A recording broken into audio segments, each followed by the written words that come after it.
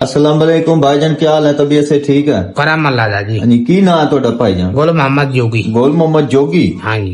मुंह भी तेरा जोगी वाला है। अस्सलाम वालेकुम भाईजान। वालेकुम सलाम की ना तेरा? मेरा नाम जी आसिफ जोगी है आसिफ जोगी। जी ਇਹ ਬੀਨਾ ਸ਼ੀਨਾ ਅੱਜ ਫੜੀਆਂ ਜੇ ਕੀ ਸੱਪਾਂ ਦਾ ਸ਼ਿਕਾਰ ਕਰਦੇ ਹੋ ਤੁਸੀਂ? जी जी ਅੱਛਾ ਜੀ, ਕਿੰਨੇ ਕੁ ਸੱਪ ਫੜ ਲਏ ਨੇ ਸਵੇਰ ਦੇ? सवेरे दे से फते धान को दो चार उन्होंने चीर के तेल बना ले ਓਏ ਹੋਏ ਹੋਏ, ਤੇਲ ਕਿਹੜੀ ਸ਼ਾਹ ਦਾ ਬਣਾਉਂਦੇ ਹੋ? जोड़ा वास्ते, पठिया वास्ते, दर्दा वास्ते। ਕਿਸੇ ਨੂੰ ਤੇਲ ਲੱਗੇ ਨਾ ਲੱਗੇ, ਤੇਰਾ ਜਿਸਮ ਦੱਸਦਾ, ਤੈਨੂੰ ਬਹੁਤ ਲੱਗਦਾ ਤੇਲ। ਅੱਛਾ ਜੀ, ਸਾਨੂੰ ਵੀ ਫਿਰ ਬੀਨ ਸੁਣਾਓ ਫਿਰ। सुनाओ भाई सानू दो जी, सुनाओ सारे फिर। बैठन जी मेरे नाम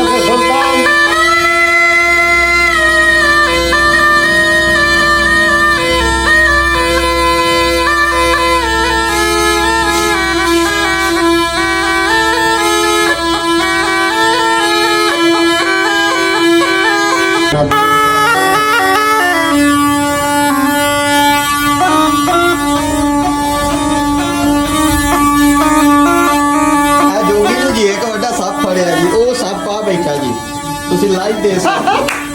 ਇਹ ਜੋਗੀ ਨੇ ਸੱਪ ਫੜੇ। ਇਹ ਸੱਪਾਂ ਦੇ ਦੋ ਪੋਤਰੇ ਨੇ, ਇਹ ਕਾ ਪੋਤਰੇ ਇਹ ਕਾ ਪੋਤਰੇ।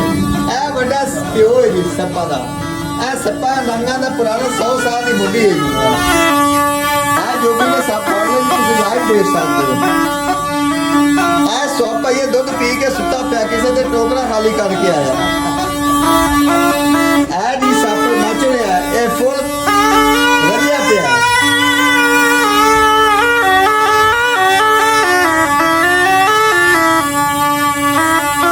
वाह वाह वाह क्या साग है ये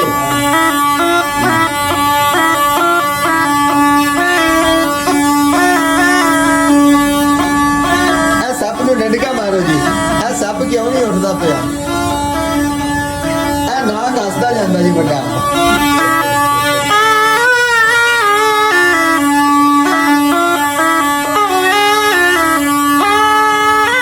ਚੱਲ ਇਹ ਤਾਂ